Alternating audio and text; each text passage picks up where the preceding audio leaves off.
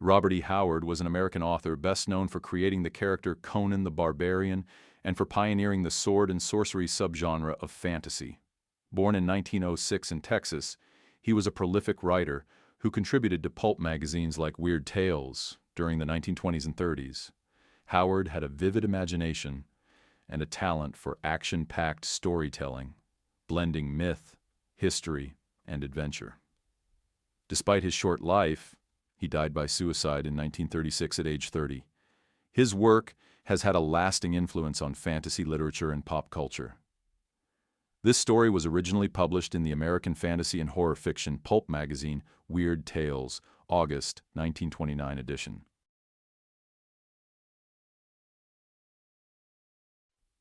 The Shadow Kingdom by Robert E. Howard. Chapter 1. A king comes riding. The blare of the trumpets grew louder, like a deep golden tide surge, like the soft booming of the evening tides against the silver beaches of Volusia. The throng shouted. Women flung roses from the roofs, as the rhythmic chiming of silver hooves came clearer, and the first of the mighty array swung into view in the broad white street that curved round the gold-inspired Tower of Splendor. First came the trumpeters, slim youths clad in scarlet, riding with a flourish of long, slender, golden trumpets. Next, the bowmen, tall men from the mountains, and behind these the heavily armed footmen, their broad shields clashing in unison, their long spears swaying in perfect rhythm to their stride. Behind them came the mightiest soldiery in all the world, the Red Slayers, horsemen, splendidly mounted, armed in red from helmet to spur.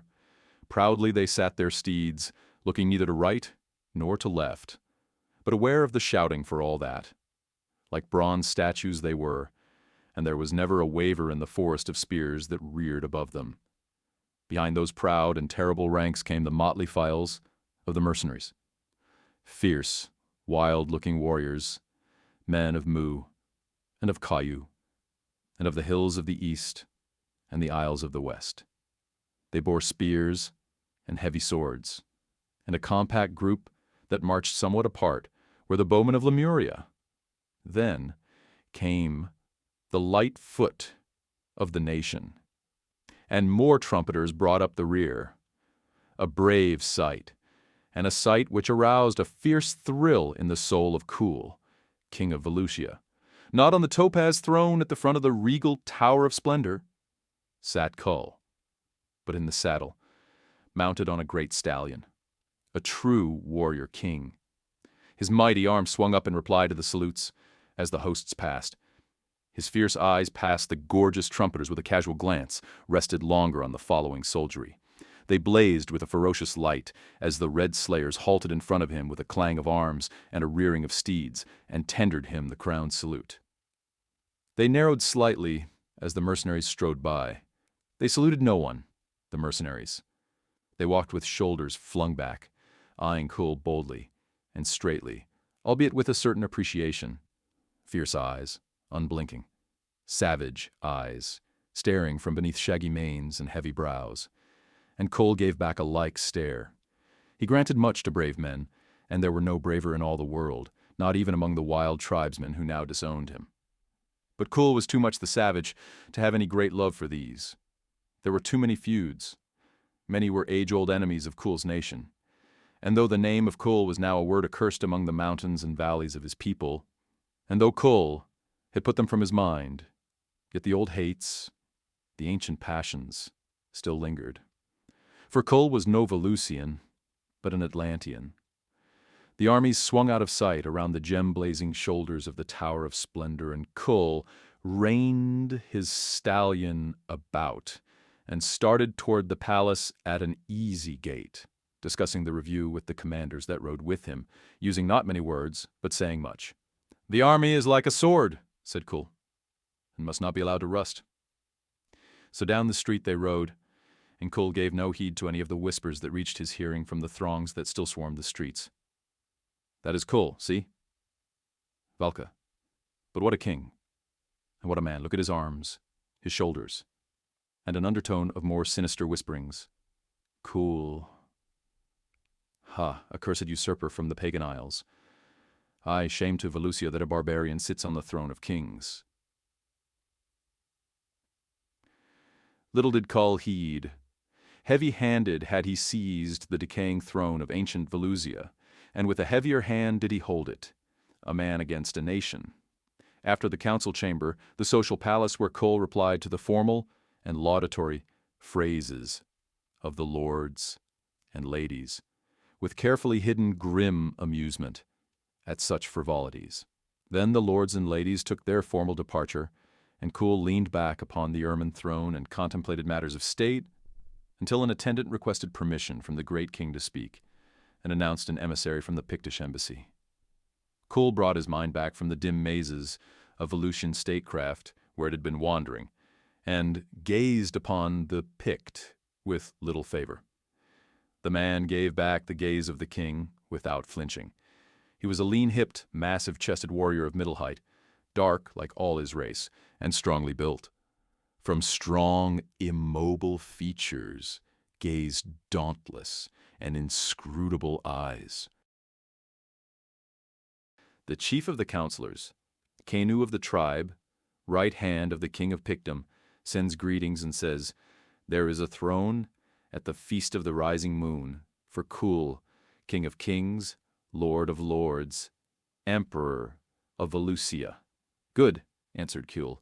"Say to Kanu, the ancient ambassador of the Western Isles, that the king of Volusia will quaff wine with him when the moon floats over the hills of Zalgara." Still the Pict lingered. "I have a word for the king, not," with a contemptuous flirt of his hand, "for these slaves." Kull dismissed the attendants with a word, watching the Pict warily. The man stepped nearer and lowered his voice. "Come alone to feast tonight, Lord King." Such was the word of my chief. The king's eyes narrowed, gleaming like gray sword steel. Coldly. "Alone?" "Aye." They eyed each other silently, their mutual tribal enmity seething beneath their cloak of formality. Their mouths spoke the cultured speech, the conventional court phrases of a highly polished race. A race not their own, but from their eyes gleamed the primal traditions of the elemental savage. Kull might be the king of Volusia, and the Pict might be an emissary to her courts. But there, in the throne hall of kings, two tribesmen glowered at each other, fierce and wary, while ghosts of wild wars and world-ancient feuds whispered to each. To the king was the advantage, and he enjoyed it to its fullest extent. Jaw resting on hand, he eyed the Pict, who stood like an image of bronze, head flung back, eyes unflinching. Across Kull's lips stole a smile that was more a sneer. "And so I am to come, alone?" Civilization had taught him to speak by innuendo, and the Pict's dark eyes glittered, though he made no reply. "How am I to know that you come from Kanu?" "I have spoken," was the sullen response. "And when did a Pict speak truth?" sneered Kull, fully aware that the Picts never lied, but using this means to enrage the man. "I see your plan, king," the Pict answered imperturbably. "You wish to anger me. By Valka, you need go no further. I am angry enough. And I challenge you to meet me in single battle, spear, sword, or dagger, mounted or afoot. Are you king or man?" Kull's eyes glinted with the grudging admiration a warrior must needs give a bold foeman, but he did not fail to use the chance of further annoying his antagonist. "A king does not accept the challenge of a nameless savage," he sneered. "Nor does the emperor of Volusia break the truce of ambassadors. You have leave to go. Say to Kanu, I will come alone." The Pict's eyes flashed murderously. He fairly shook in the grasp of the primitive bloodlust. Then, turning his back squarely upon the king of Volusia, he strode across the hall of society and vanished through the great door. Again Kull leaned back upon the ermine throne and meditated. So the chief of the council of Picts wished him to come alone. But for what reason? Treachery? Grimly Kull touched the hilt of his great sword, but scarcely. The Picts valued too greatly the alliance with Volusia to break it for any feudal reason. Kull might be a warrior of Atlantis and hereditary enemy of all Picts, but too, he was king of Volusia, the most potent ally of the men of the West, Kull reflected long upon the strange state of affairs that made him ally of ancient foes and foe of ancient friends. He rose and paced restlessly across the hall with the quick, noiseless tread of a lion. Chains of friendship, tribe and tradition had he broken to satisfy his ambition. And, by Valka, god of the sea and the land, he had realized that ambition.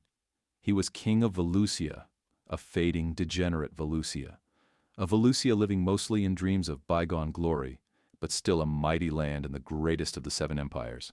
Valusia, land of dreams, the tribesmen named it, and sometimes it seemed to Kull that he moved in a dream. Strange to him were the intrigues of court and palace, army and people. All was like a masquerade, where men and women hid their real thoughts with a smooth mask. Yet the seizing of the throne had been easy, a bold snatching of opportunity, the swift whirl of swords, the slaying of a tyrant of whom men had wearied unto death, short, crafty plotting with ambitious statesmen out of favor at court. And Kull, wandering adventurer, Atlantean exile, had swept up to the dizzy heights of his dreams. He was lord of Valusia, king of kings. Yet now it seemed that the seizing was far easier than the keeping. The sight of the Pict had brought back youthful associations to his mind, the free, wild savagery of his boyhood. And now, a strange feeling of dim unrest, of unreality, stole over him, as of late it had been doing. Who was he, a straightforward man of the seas and the mountain, to rule a race strangely and terribly wise with the mysticisms of antiquity? An ancient race. "I am Kull," said he, flinging back his head as a lion flings back his mane. "I am Kull." His falcon gaze swept the ancient hall. His self-confidence flowed back, and in a dim nook of the hall, a tapestry moved, slightly. Chapter 2. Thus spake the silent halls of Valusia. The moon had not risen, and the garden was lighted with torches aglow and silver cressets, when Kull sat down in the throne before the table of Kanu, ambassador of the Western Isles. At his right hand sat the ancient Pict, as much unlike an emissary of that fierce race as a man could be. Ancient was Kanu, and wise in statecraft, grown old in the game. There was no elemental hatred in the eyes that looked at Kull appraisingly. No tribal traditions hindered his judgments. Long associations with the statesmen of the civilized nations had swept away such cobwebs. Not, who and what is this man? Was the question ever foremost in Kanu's mind? But, can I use this man? And how? Tribal prejudices he used only to further his own schemes. And Kull watched Kanu, answering his conversation briefly, wondering if civilization would make of him a thing like the Pict. For Kanu was soft and paunchy. Many years had stridden across the Skyrim since Kanu had wielded a sword. True, he was old, but Kull had seen men older than he in the forefront of battle. The Picts were a long-lived race. A beautiful girl stood at Kanu's elbow, refilling his goblet, and she was kept busy. Meanwhile, Kanu kept up a running fire of jests and comments, and Kull, secretly contemptuous of his garrulity, nevertheless missed none of his shrewd humor.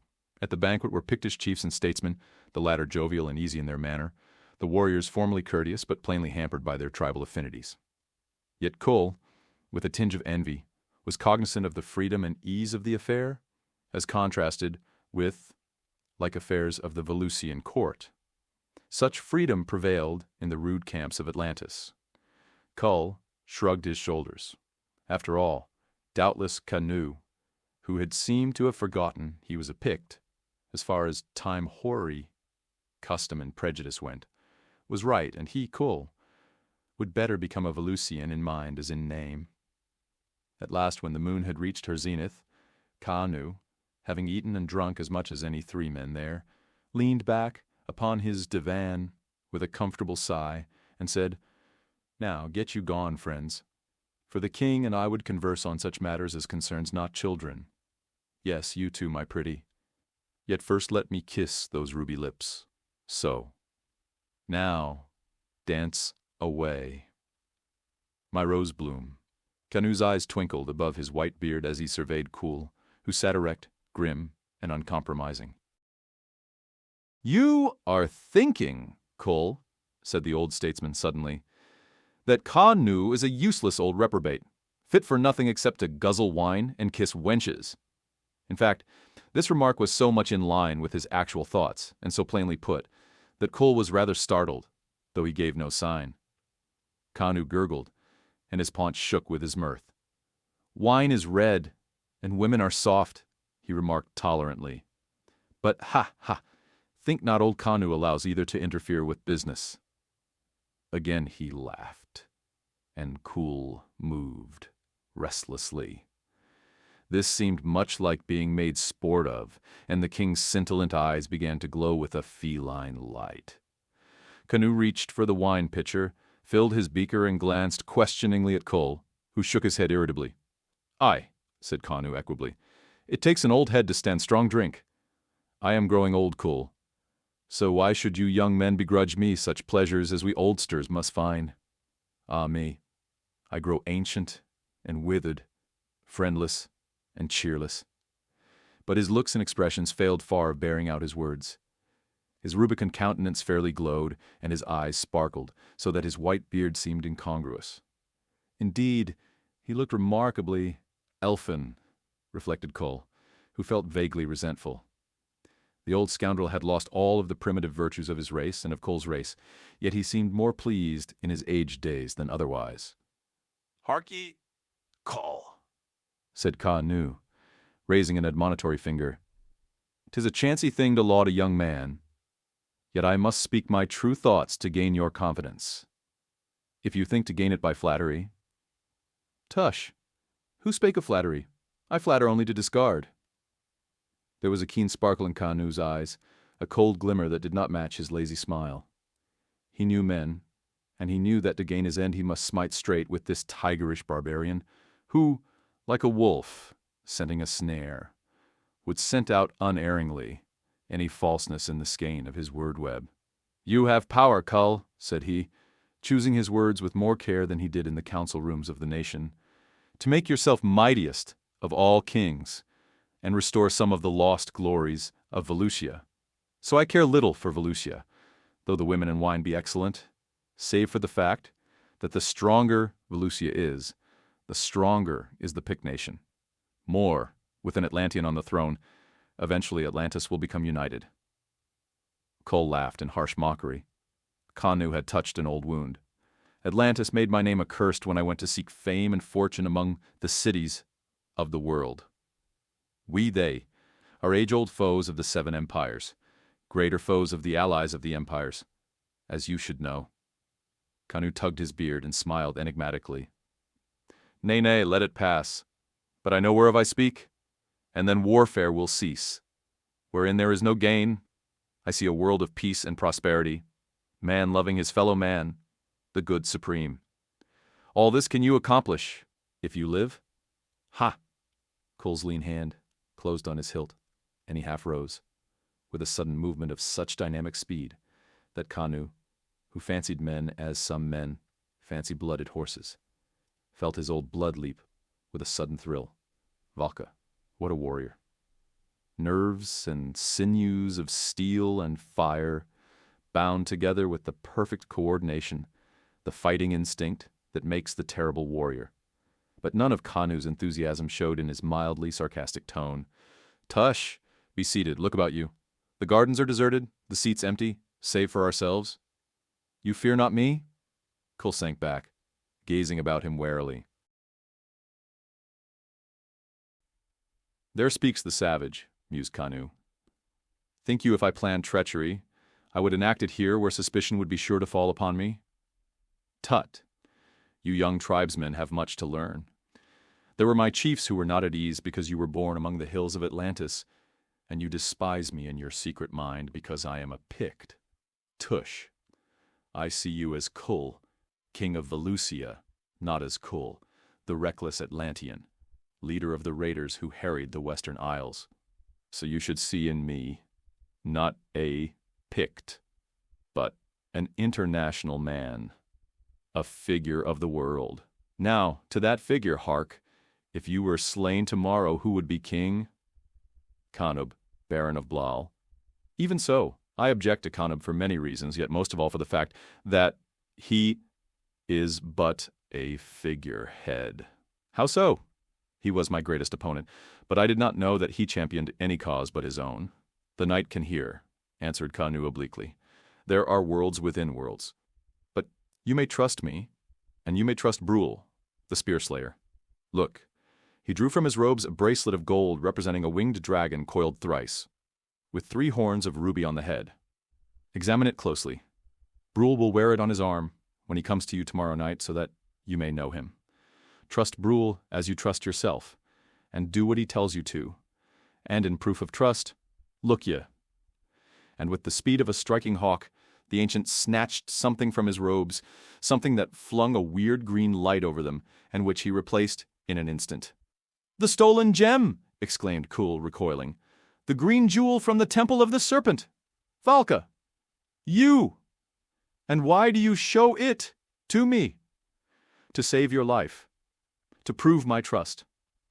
If I betray your trust, deal with me likewise. You hold my life in your hand. Now I could not be false to you if I would, for a word from you would be my doom." Yet, for all his words, the old scoundrel beamed merrily, and seemed vastly pleased with himself. "But why do you give me this hold over you?" asked Kull, becoming more bewildered each second. "As I told you, now you see that I do not intend to deal you false, and tomorrow night when Brule comes to you, you will follow his advice without fear of treachery. Enough. An escort waits outside to ride to the palace with you, lord." Kull rose. "But you have told me nothing." Tush. How impatient are youths. Kanu looked more like a mischievous elf than ever. "Go you and dream of thrones and power and kingdoms, while I dream of wine and soft women and roses. And fortune ride with you, King Kull." As he left the garden, Kull glanced back to see Kanu still reclining lazily in his seat, a merry ancient, beaming on all the world with jovial fellowship. A mounted warrior waited for the king just without the garden, and Kull was slightly surprised to see that it was the same that had brought Kanu's invitation. No word was spoken as Kull swung into the saddle, nor as they clattered along the empty streets. The color and the gaiety of the day had given way to the eerie stillness of night. The city's antiquity was more than ever apparent beneath the bent silver moon. The huge pillars of the mansions and palaces towered up into the stars. The broad stairways, silent and deserted, seemed to climb endlessly until they vanished in the shadowy darkness of the upper realms. Stairs to the stars, thought Kull, his imaginative mind inspired by the weird grandeur of the scene. Clang, clang, clang, sounded the silver hooves on the broad, moon-flooded streets, but otherwise there was no sound. The age of the city, its incredible antiquity, was almost oppressive to the king. It was as if the great silent buildings laughed at him, noiselessly, with unguessable mockery. And what secrets did they hold? "You are young," said the palaces and the temples and the shrines, "but we are old. The world was wild with youth when we were reared. You and your tribe shall pass, but we are invincible, indestructible. We towered above a strange world, ere Atlantis and Lemuria rose from the sea. We still shall reign when the green waters sigh for many a restless fathom above the spires of Lemuria and the hills of Atlantis, and when the isles of the western men are the mountains of a strange land. How many kings have we watched ride down these streets before Kull of Atlantis was even a dream in the mind of Ka, bird of creation? Ride on, Kull of Atlantis. Greater shall follow you. Greater came before you. They are dust. They are forgotten. We stand. We know. We are.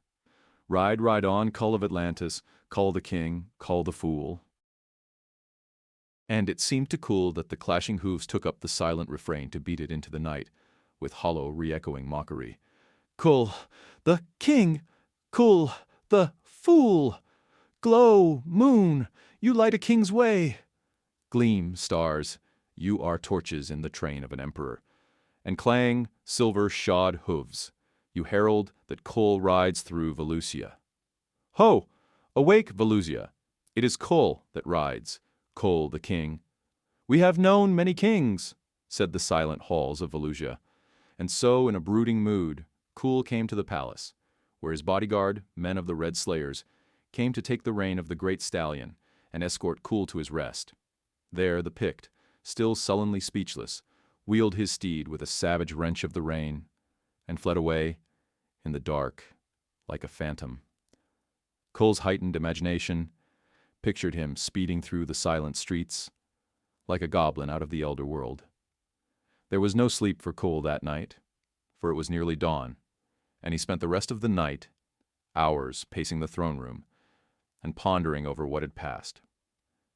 Canute had told him nothing, yet he had put himself in Kull's complete power. At what had he hinted when he had said the Baron of Blal was naught but a figurehead? And who was this Brule, who was to come to him by night, wearing the mystic armlet of the dragon, and why? Above all, why had Canute shown him the green gem of terror, stolen long ago from the Temple of the Serpent, for which the world would rock in wars were it known to the weird and terrible keepers of that temple, and from whose vengeance not even Canute's ferocious tribesmen might be able to save him? But Canute knew he was safe, reflected Kull, for the statesman was too shrewd to expose himself to risk without profit. But was it to throw the king off his guard and pave the way to treachery? Would Canute dare let him live now? Kull shrugged his shoulders. Chapter 3. They that walk the night. The moon had not risen when Kull, hand to hilt, stepped to a window. The windows opened upon the great inner gardens of the royal palace, and the breezes of the night, bearing the scents of spice trees, blew the filmy curtains about. The king looked out.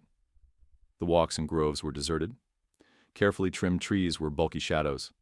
Fountains nearby flung their slender sheen of silver in the starlight, and distant fountains rippled steadily.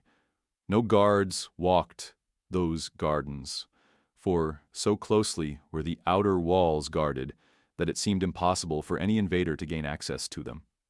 Vines curled up the walls of the palace, and even as Kull mused upon the ease with which they might be climbed, a segment of shadow detached itself from the darkness below the window, and a bare brown arm curved up over the sill. Kull's great sword hissed halfway from the sheath. Then the king halted. Upon the muscular forearm gleamed the dragon armlet shown him by Canute the night before. The possessor of the arm pulled himself up over the sill and into the room, with the swift, easy motion of a climbing leopard. "You are Brule?" asked Kull, and then stopped in surprise not unmingled with annoyance and suspicion, for the man was he whom Kull had taunted in the Hall of Society, the same who had escorted him from the Pictish embassy. "I am Brule, the spear slayer," answered the Pict in a guarded voice.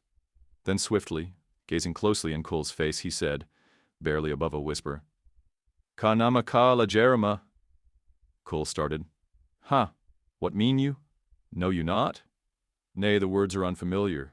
They are of no language I ever heard, and yet by Valka, somewhere, I have heard." "Aye," was the Pict's only comment. His eyes swept the room, the study room of the palace. Except for a few tables, a divan or two, and great shelves of books of parchment, the room was barren compared to the grandeur of the rest of the palace. "Tell me, king, who guards the door?" 18 of the Red Slayers. "But how come you, stealing through the gardens by night and scaling the walls of the palace?" Brule sneered. "The guards of Valusia are blind buffaloes. I could steal their girls from under their noses. I stole amid them, and they saw me not, nor heard me. And the walls, I could scale them without the aid of vines. I have hunted tigers on the foggy beaches when the sharp east breezes blew the mist in from seaward, and I have climbed the steeps of the western sea mountain. But come, nay, touch this armlet." He held out his arm, and, as Kull complied wonderingly, gave an apparent sigh of relief. "So, now throw off those kingly robes, for there are ahead of you this night such deeds as no Atlantean ever dreamed of." Brule himself was clad only in a scanty loincloth, through which was thrust a short curved sword. "And who are you to give me orders?" asked Kull, slightly resentful. "Did not Canute bid you follow me in all things?" asked the Pict irritably, his eyes flashing momentarily. "I have no love for you, lord, but for the moment I have put the thought of feuds from my mind. Do you likewise? But come." Walking noiselessly, he led the way across the room to the door.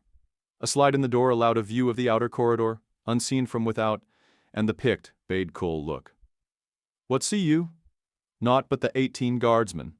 The Pict nodded, motioned Kull to follow him across the room. At a panel in the opposite wall, Brule stopped and fumbled there a moment. Then, with a light movement, he stepped back, drawing his sword as he did so. Kull gave an exclamation as the panel swung silently open, revealing a dimly lighted passageway. "A secret passage," swore Kull softly, "and I knew nothing of it. By Valka, someone shall dance for this." "Silence," hissed the Pict.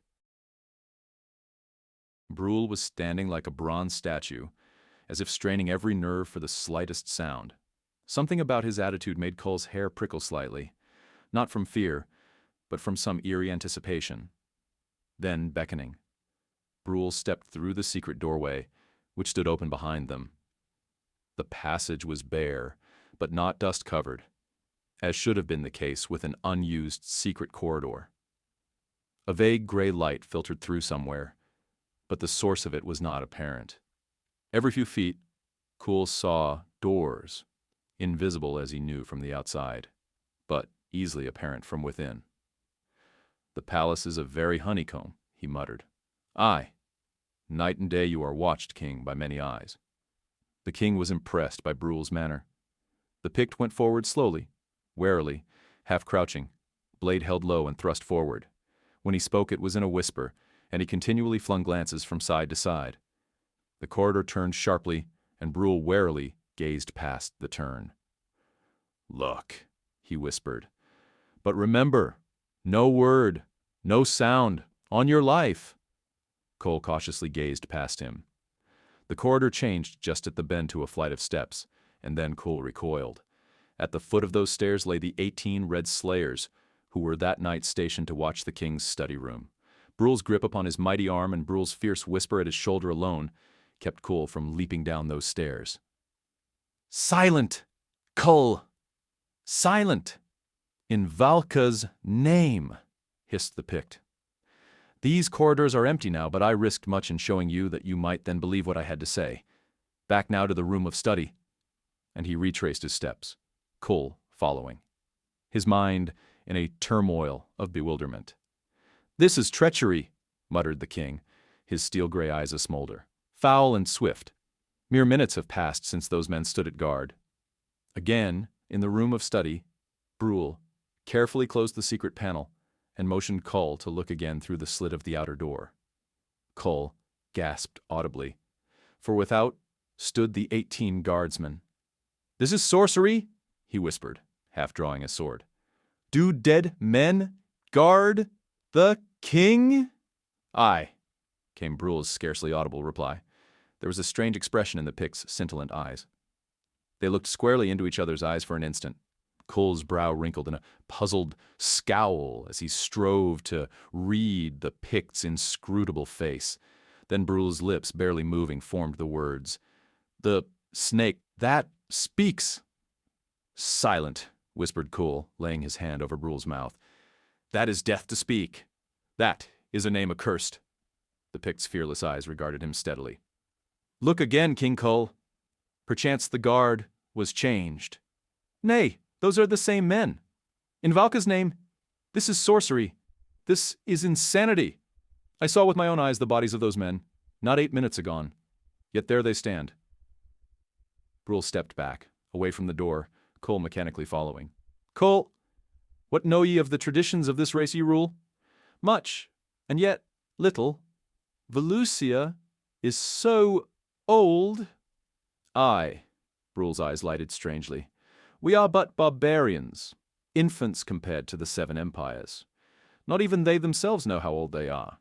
Neither the memory of man, nor the annals of the historians, reach back far enough to tell us when the first men came up from the sea and built cities on the shore. But Kull, men were not always ruled by men." The king started.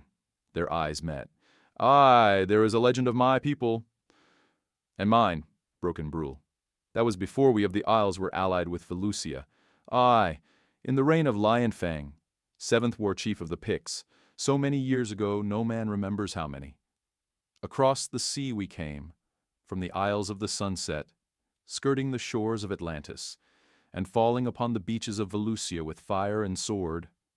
Aye, the long white beaches resounded with the clash of spears, and the night was like day from the flame of the burning castles.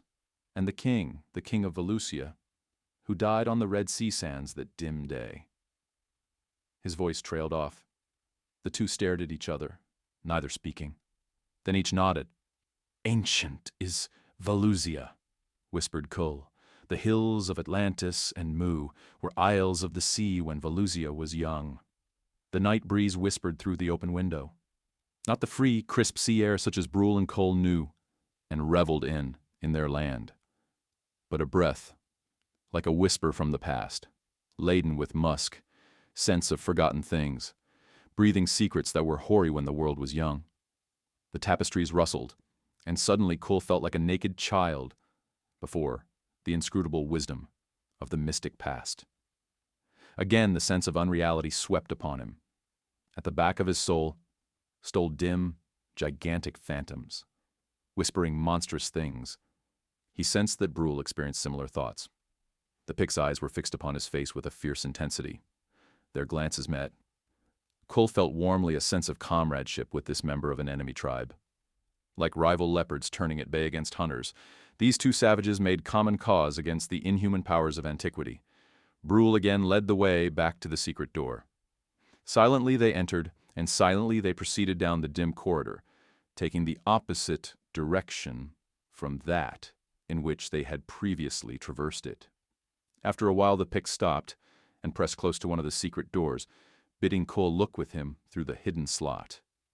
This opens upon a little used stair, which leads to a corridor running past the study room door. They gazed, and presently, mounting the stair silently, came a silent shape. "Two! Chief Counselor!" exclaimed Kull. "By night, and with bared dagger! What means this, Brule?" "Murder! And foulest treachery!" hissed Brule. "Nay," as Kull would have flung the door aside and leaped forth. "We are lost if you meet him here, for more lurk at the foot of those stairs. Come!" Half running, they darted back along the passage. Back through the secret door Brule led, shutting it carefully behind them, then across the chamber to an opening into a room seldom used. There he swept aside some tapestries in a dim nook, and, drawing Kull with him, stepped behind them. Minutes dragged. Kull could hear the breeze in the other room blowing the window curtains about, and it seemed to him like the murmur of ghosts. Then through the door, stealthily, came two, chief counselor of the king. Evidently he had come through the study room and, finding it empty, sought his victim where he was most likely to be. He came with upraised dagger, walking silently.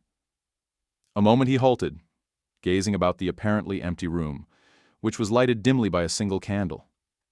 Then he advanced cautiously, apparently at a loss to understand the absence of the king. He stood before the hiding place, and "Slay!" hissed the Pict. Kull, with a single mighty leap, hurled himself into the room. Two spun, but the blinding, tigerish speed of the attack gave him no chance for defense or counterattack. Sword steel flashed in the dim light and grated on bone as two toppled backward, Kull's sword standing out between his shoulders. Kull leaned above him, teeth bared in the killer's snarl, heavy brows a scowl above eyes that were like the gray ice of the cold sea.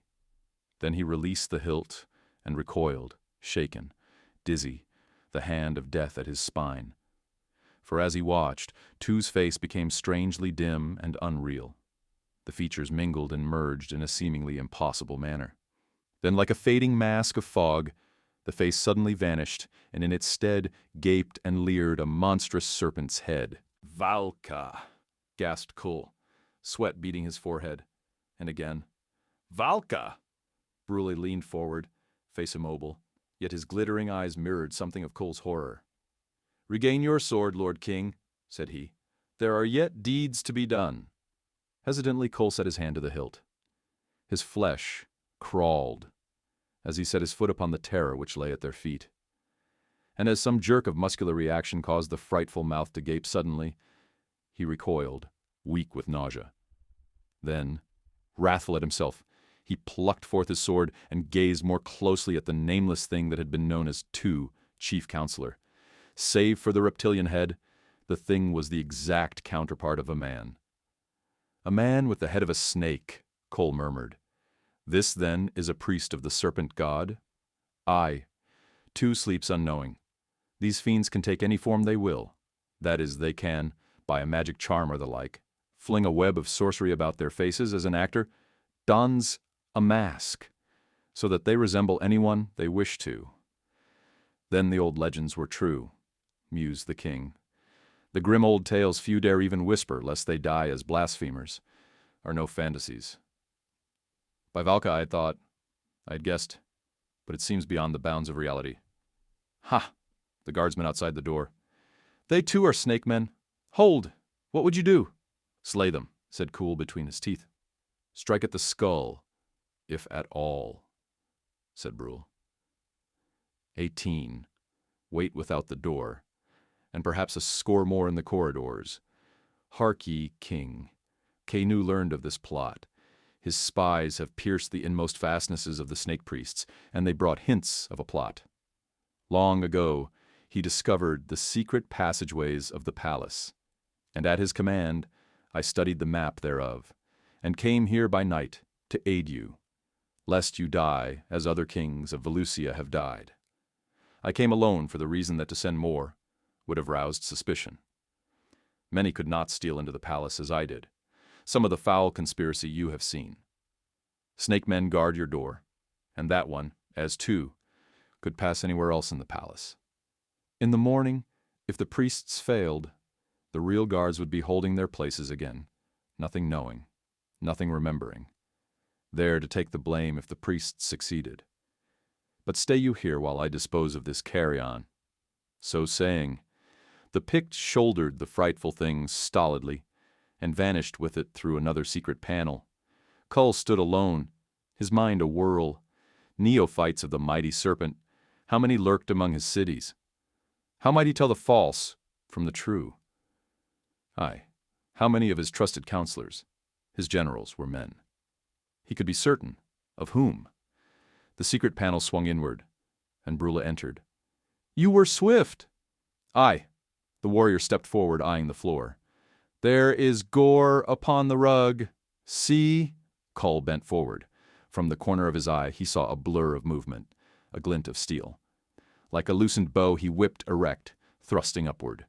The warrior sagged upon the sword, his own clattering to the floor. Even at that instant, Kull reflected grimly that it was appropriate that the traitor should meet his death upon the sliding, upward thrust, used so much by his race. Then, as Brule slid from the sword, to sprawl motionless on the floor, the face began to merge and fade. And as Kull caught his breath, his hair a prickle, the human features vanished. And there, the jaws of a great snake gaped hideously, the terrible, beady eyes, venomous, even in death. "He was a snake priest all the time," gasped the king. "Valka! What an elaborate plan to throw me off my guard. Kanu there, is he a man? Was it Kanu to whom I talked in the gardens?" "Almighty Valka," as his flesh crawled with the horrid thought. "Are the people of Valusia men? Or are they all serpents?" Undecided he stood, idly seeing that the thing named Brule no longer wore the dragon armlet. A sound made him wheel. Brule was coming through the secret door. "Hold!"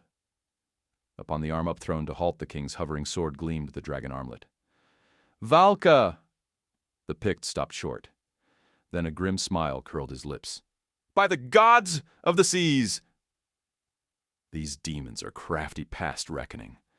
For it must be that one lurked in the corridors, and seeing me go carrying the carcass of that other, took my appearance.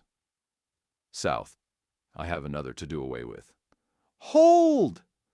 There was the menace of death in Kull's voice. I have seen 2 men turn to serpents before my eyes. How may I know if you are a true man?" Brule laughed. "For 2 reasons, King Kull. No snake man wears this." He indicated the dragon armlet. "Nor can any say these words." And again Kull heard the strange phrase, "Ka nama ka lajarama." "Ka nama ka lajarama," Kull repeated mechanically. "Now where in Vaka's name have I heard that? I have not. And yet, you remember, Kull?" said Brule. "Through the dim corridors of memory those words lurk, though you never heard them in this life. Yet in the bygone ages, they were so terribly impressed upon the soul mind that never dies, that they will always strike dim chords in your memory, though you be reincarnated for 1,000,000 years to come. For that phrase has come secretly down the grim and bloody eons. Since when, uncounted centuries ago, those words were watchwords for the race of men who battled with the grisly beings of the elder universe. For none but a real man of men may speak them, whose jaws and mouth are shaped different from any other creature. Their meaning has been forgotten, but not the words themselves." "True," said Kull. "I remember the legends. Valka." He stopped short, staring, for suddenly, like the silent swinging wide of a mystic door, misty, unfathomed reaches opened in the recesses of his consciousness, and for an instant he seemed to gaze back through the vastnesses that spanned life and life, seeing through the vague and ghostly fogs, dim shapes reliving dead centuries, men in combat with hideous monsters, vanquishing a planet of frightful terrors. Against a gray, ever-shifting background moved strange nightmare forms, fantasies of lunacy and fear, and man, the jest of the gods, the blind, wisdomless striver from dust to dust, following the long bloody trail of his destiny, knowing not why. Bestial, blundering like a great murderous child, yet feeling somewhere a spark of divine fire. Kull drew a hand across his brow, shaken. These sudden glimpses into the abysses of memory always startled him. "They are gone," said Brule, as if scanning his secret mind. "The bird-women, the harpies, the bat-men, the flying fiends, the wolf-people, the demons, the goblins, all save such as this being that lies at our feet, and a few of the wolfmen. Long and terrible was the war, lasting through the bloody centuries, since first the first men, risen from the mire of apedom, turned upon those who then ruled the world. And at last mankind conquered, so long ago that naught but dim legends come to us through the ages.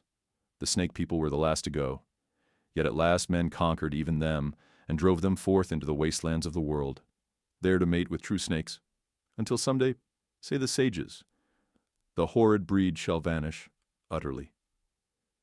Yet the things returned in crafty guise as men grew soft and degenerate, forgetting ancient wars. Ah, that was a grim and secret war.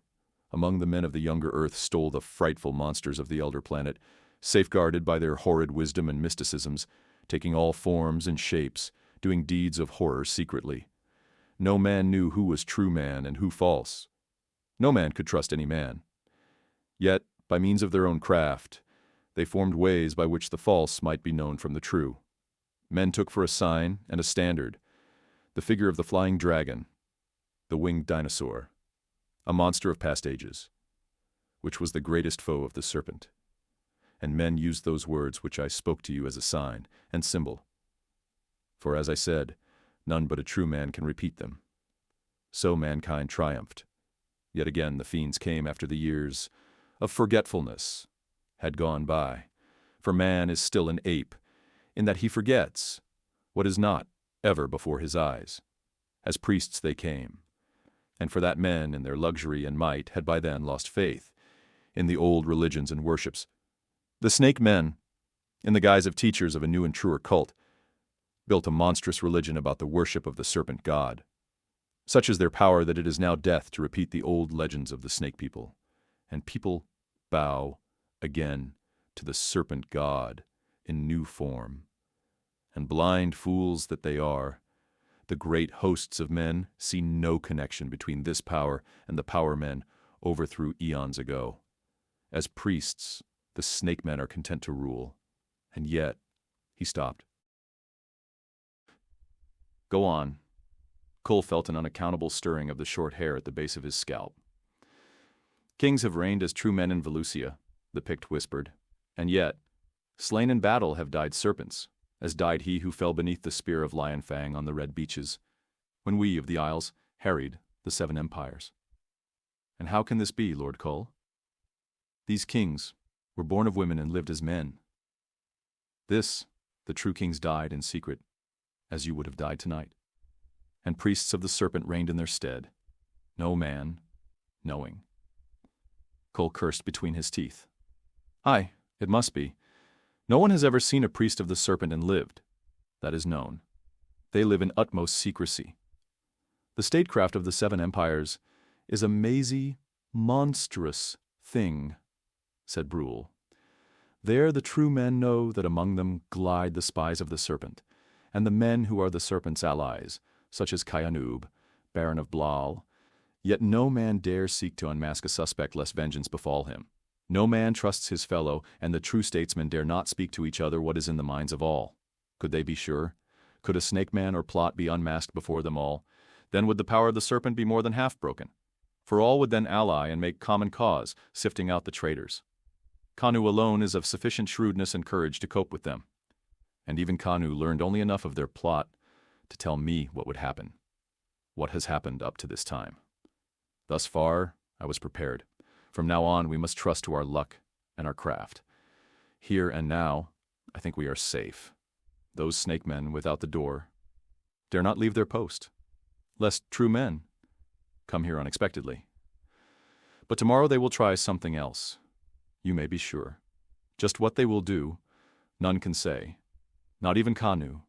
But we must stay at each other's sides, King Kull, until we conquer, or both be dead. Now come with me while I take this carcass to the hiding place where I took the other being. Kull followed the Pict with his grisly burden through the secret panel and down the dim corridor. Their feet, trained to the silence of the wilderness, made no noise. Like phantoms they glided through the ghostly light, Kull wondering that the corridors should be deserted. At every turn he expected to run full upon some frightful apparition. Suspicion surged back upon him. Was this Pict leading him into ambush? He fell back a pace or two behind Brule, his ready sword hovering at the Pict's unheeding back. Brule should die first if he meant treachery. But if the Pict was aware of the king's suspicion, he showed no sign. Stolidly he tramped along until they came to a room, dusty and long unused, where moldy tapestries hung heavy. Brule drew aside some of these and concealed the corpse behind them. Then they turned to retrace their steps, when suddenly Brule halted with such abruptness that he was closer to death than he knew, for Kull's nerves were on edge. "Something moving in the corridor," hissed the Pict. "Kanu said these ways would be empty. Yet—" He drew his sword and stole into the corridor, Kull following warily. A short way down the corridor, a strange, vague glow appeared that came toward them. Nerves aleap, they waited, backs to the corridor wall, for what they knew not. But Kull heard Brule's breath hiss through his teeth and was reassured as to Brule's loyalty. The glow merged into a shadowy form, a shape vaguely like a man it was but misty and elusive, like a wisp of fog that grew more tangible as it approached, but never fully material. A face looked at them, a pair of luminous great eyes that seemed to hold all the tortures of 1,000,000 centuries. There was no menace in that face, with its dim, worn features, but only a great pity. And that face. Almighty gods, breathed Kull, an icy hand at his soul. Ealal, king of Valusia, who died 1,000 years ago. Brule shrank back as far as he could, his narrow eyes widened in a blaze of pure horror, the sword shaking in his grip, unnerved for the first time that weird night. Erect and defiant stood Kull, instinctively holding his useless sword at the ready, flesh a-crawl, hair a-prickle, yet still a king of kings, as ready to challenge the powers of the unknown dead as the powers of the living. The phantom came straight on, giving them no heed. Kull shrank back as it passed them, feeling an icy breath like a breeze from the Arctic snow. Straight on went the shape, with slow, silent footsteps, as if the chains of all the ages were upon those vague feet, vanishing about a bend of the corridor. "Valka," muttered the Pict, wiping the cold beads from his brow. "That was no man. That was a ghost." "Aye," Kull shook his head wonderingly. "Did you not recognize the face?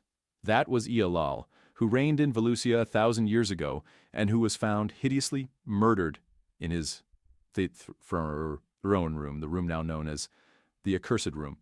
Have you not seen his statue in the Fame Room of Kings?" "Yes, I remember the tale now. God's Kull, that is another sign of the frightful and foul power of the snake priests. That king was slain by snake people, and thus his soul became their slave, to do their bidding throughout eternity. For the sages have ever maintained that if a man is slain by a snake man, his ghost becomes their slave." A shudder shook Kull's gigantic frame. "Valka! But what a fate! Hark ye!" His fingers closed upon Brul's sinewy arm like steel. "Hark ye!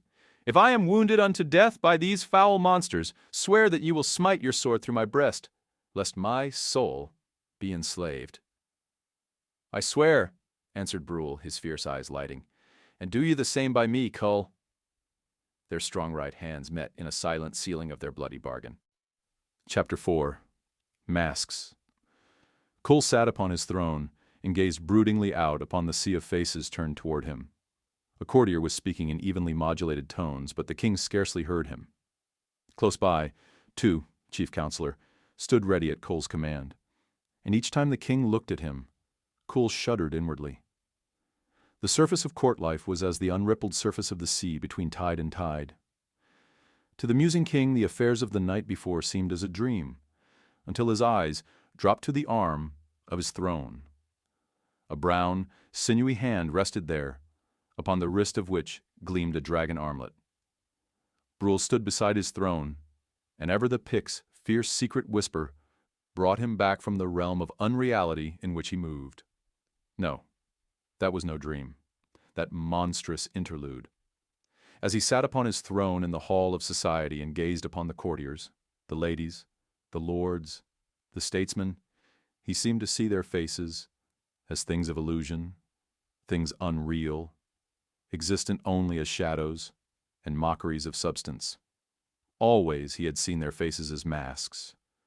But before he had looked on them with contemptuous tolerance, thinking to see beneath the masks shallow, puny souls, avaricious, lustful, deceitful. Now there was a grim undertone, a sinister meaning, a vague horror that lurked beneath the smooth masks. While he exchanged courtesies with some nobleman or counselor, he seemed to see the smiling face fade like smoke and the frightful jaws of a serpent gaping there. How many of those he looked upon were horrid, inhuman monsters, plotting his death beneath the smooth, mesmeric illusion of a human face? Valusia, land of dreams and nightmares, a kingdom of the shadows, ruled by phantoms who glided back and forth behind the painted curtains, mocking the feudal king who sat upon the throne, himself a shadow. And like a comrade shadow, Brul stood by his side, dark eyes glittering from immobile face. A real man, Brul. And Kull felt his friendship for the savage become a thing of reality, and sensed that Brul felt a friendship for him beyond the mere necessity of statecraft. And what, mused Kull, were the realities of life? Ambition, power, pride, the friendship of man, the love of women, which Kull had never known? Battle, plunder, what?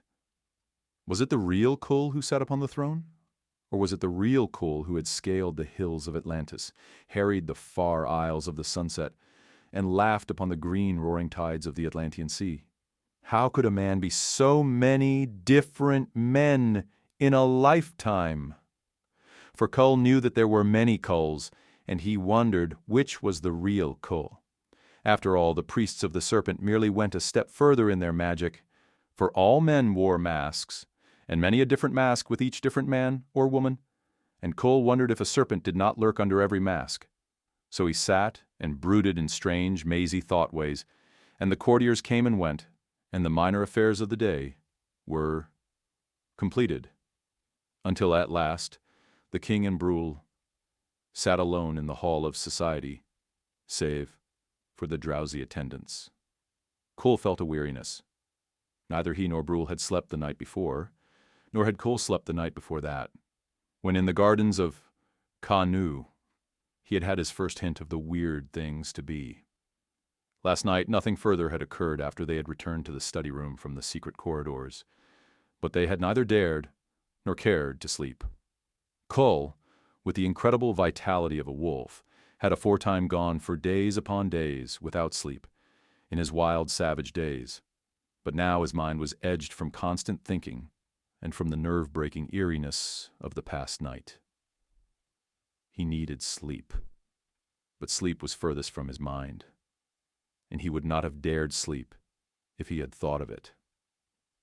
Another thing that had shaken him was the fact that though he and Brule had kept a close watch to see if, or when, the study room guard was changed, yet it was changed without their knowledge. For the next morning, those who stood on guard were able to repeat the magic words of Brule, but they remembered nothing out of the ordinary. They thought that they had stood at guard all night as usual, and Kull said nothing to the contrary. He believed them true men, but Brule had advised absolute secrecy, and Kull also thought it best. Now Brule leaned over the throne, lowering his voice so not even a lazy attendant could hear. "They will strike soon, I think, Kull. A while ago Ka-Nu gave me a secret sign. The priests know that we know of their plot, of course, but they know not how much we know. We must be ready for any sort of action. Ka-Nu and the Pictish chiefs will remain within hailing distance now until this is settled one way or another. Ha, Kull, if it comes to a pitched battle, the streets and the castles of Valusia will run red." Kull smiled grimly. He would greet any sort of action with a ferocious joy. This wandering in a labyrinth of illusion and magic was extremely irksome to his nature. He longed for the leap and clang of swords, for the joyous freedom of battle. Then into the hall of society came two again, and the rest of the counselors. "Lord King, the hour of the council is at hand, and we stand ready to escort you to the council room." Kull rose, and the counselors bent the knee as he passed through the way opened by them for his passage, rising behind him and following. Eyebrows were raised as the Pict strode defiantly behind the king, but no one dissented. Brule's challenging gaze swept the smooth faces of the counselors with the defiance of an intruding savage. The group passed through the halls and came at last to the council chamber. The door was closed, as usual, and the counselors arranged themselves in the order of their rank before the dais upon which stood the king. Like a bronze statue, Brule took up his stand behind Kull. Kull swept the room with a swift stare. Surely no chance of treachery here. 17 counselors there were, all known to him. All of them had espoused his cause when he ascended the throne. "Men of Valusia," he began in the conventional manner, then halted, perplexed. The counselors had risen as a man, and were moving toward him. There was no hostility in their looks, but their actions were strange for a council room. The foremost was close to him, when Brule sprang forward, crouched like a leopard. "Kanamaka Lajarama!" His voice crackled through the sinister silence of the room, and the foremost counselor recoiled, hand flashing to his robes, and like a spring released, Brule moved, and the man pitched headlong to the glint of his sword. Headlong he pitched, and lay still, while his face faded and became the head of a mighty snake. "Slay, Kull," rasped the Pict's voice. "They be all serpent-men." The rest was a scarlet maze. Kull saw the familiar faces dim like fading fog, and in their places gaped horrid reptilian visages as the whole band rushed forward. His mind was dazed, but his giant body faltered not. The singing of his sword filled the room, and the onrushing flood broke in a red wave. But they surged forward again, seemingly willing to fling their lives away in order to drag down the king. Hideous jaws gaped at him, terrible eyes blazed into his unblinkingly. A frightful fetid scent pervaded the atmosphere. The serpent scent that Kull had known in southern jungles. Swords and daggers leaped at him, and he was dimly aware that they wounded him. But Kull was in his element. Never before had he faced such grim foes, but it mattered little. They lived, their veins held blood that could be spilt, and they died when his great sword cleft their skulls or drove through their bodies. Slash, thrust, thrust, and swing. Yet had Kull died there, but for the man who crouched at his side, parrying and thrusting. For the king was clear berserk, fighting in the terrible Atlantean way, that seeks death to deal death. He made no effort to avoid thrusts and slashes, standing straight up and ever plunging forward, no thought in his frenzied mind but to slay. Not often did Kull forget his fighting craft in his primitive fury, but now some chain had broken in his soul, flooding his mind with a red wave of slaughterlust. He slew a foe at each blow, but they surged about him, and time and again Brule turned a thrust that would have slain, as he crouched beside Kull, parrying and warding with cold skill, slaying not as Kull slew with long slashes and plunges, but with short overhand blows and upward thrusts. Kull laughed, a laugh of insanity. The frightful faces swirled about him in a scarlet blaze. He felt steel sink into his arm, and dropped his sword in a flashing arc that cleft his foe to the breastbone. Then the mists faded, and the king saw that he and Brule stood alone above a sprawl of hideous crimson figures, who lay still upon the floor. "Valka! What a killing!" said Brule, shaking the blood from his eyes. "Kull, had these been warriors who knew how to use the steel, we had died here. These serpent priests know naught of swordcraft and die easier than any men I ever slew. Yet had there been a few more, I think the matter had ended otherwise." Kull nodded. The wild berserker blaze had passed, leaving a mazed feeling of great weariness. Blood seeped from wounds on breast, shoulder, arm, and leg. Brule, himself bleeding from a score of flesh wounds, glanced at him in some concern. "Lord Kull, let us hasten to have your wounds dressed by the women." Kull thrust him aside with a drunken sweep of his mighty arm. "Nay, we'll see this through ere we cease. Go you, though, and have your wounds seen to—" "I command it." The Pict laughed grimly. "Your wounds are more than mine, Lord King," he began, then stopped as a sudden thought struck him. "By Valka, Kull, this is not the council room." Kull looked about, and suddenly other fogs seemed to fade. "Nay, this is the room where Ealal died 1,000 years ago, since unused and named Accursed." "Then by the gods, they tricked us after all," exclaimed Brule in a fury, kicking the corpses at their feet. "They caused us to walk like fools into their ambush. By their magic, they changed the appearance of all." "Then there is further deviltry afoot," said Kull. "For if there be true men in the councils of Velusia, they should be in the real council room now. Come swiftly." And leaving the room with its ghastly keepers, they hastened through halls that seemed deserted, until they came to the real council room. Then Kull halted with a ghastly shudder. From the council room sounded a voice speaking, and the voice was his. With a hand that shook, he parted the tapestries and gazed into the room.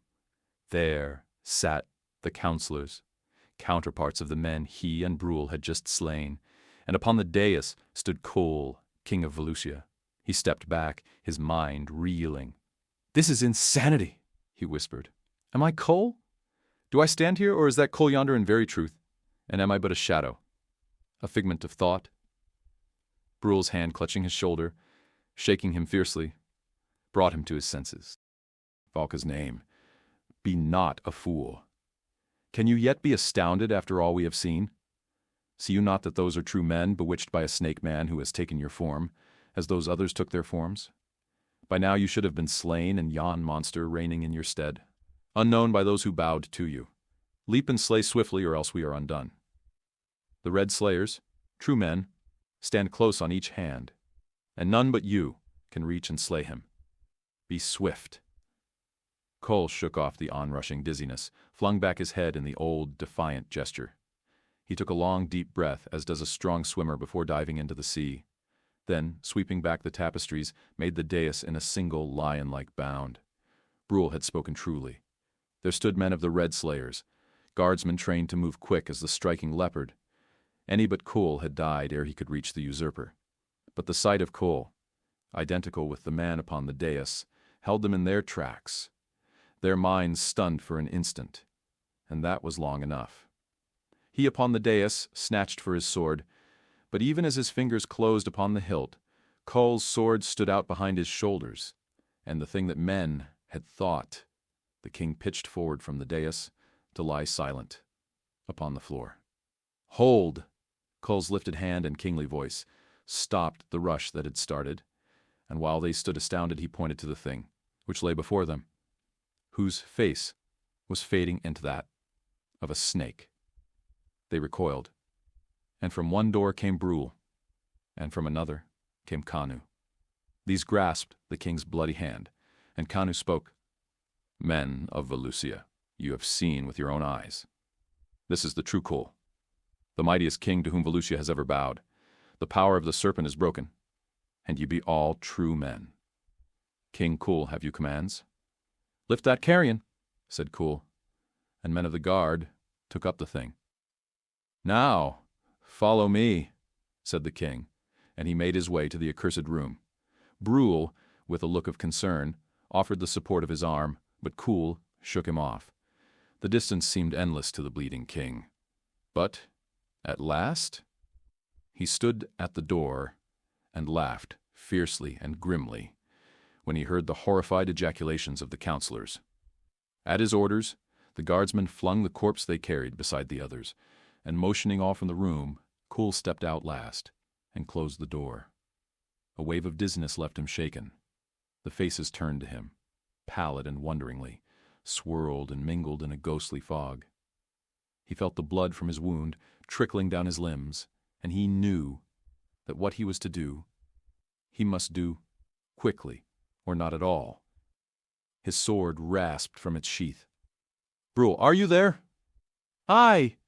Brule's face looked at him through the mist, close to his shoulder, but Brule's voice sounded leagues and eons away. "Remember our vow, Brule, and now bid them stand back." His left arm cleared a space as he flung up his sword. Then with all his waning power, he drove it through the door into the jamb, driving the great sword to the hilt and sealing the room forever. Legs braced wide, he swayed drunkenly, facing the horrified counselors. "Let this room be doubly accursed, and let those rotting skeletons lie there forever as a sign of the dying might of the serpent. Here I swear that I shall hunt the serpent-men from land to land, from sea to sea, giving no rest until all be slain, that good triumph and the power of hell be broken. This thing I swear, I, Kull, King of Valusia." His knees buckled as the faces swayed and swirled. The counselors leaped forward, but ere they could reach him, Kull slumped to the floor and lay still, face upward. The counselors surged about the fallen king, chattering and shrieking. Kanu beat them back with his clenched fists, cursing savagely. "Back, you fools! Would you stifle the little life that is yet in him? How, Brule? Is he dead, or will he live?" To the warrior who bent above the prostrate Kull. "Dead?" sneered Brule irritably. "Such a man as this is not so easily killed. Lack of sleep and loss of blood have weakened him. By Valka, he has a score of deep wounds, but none of them mortal. Yet have those gibbering fools bring the court women here at once." Brule's eyes lighted with a fierce, proud light. "Valka, Kanu, but here is such a man as I knew not existed in these degenerate days.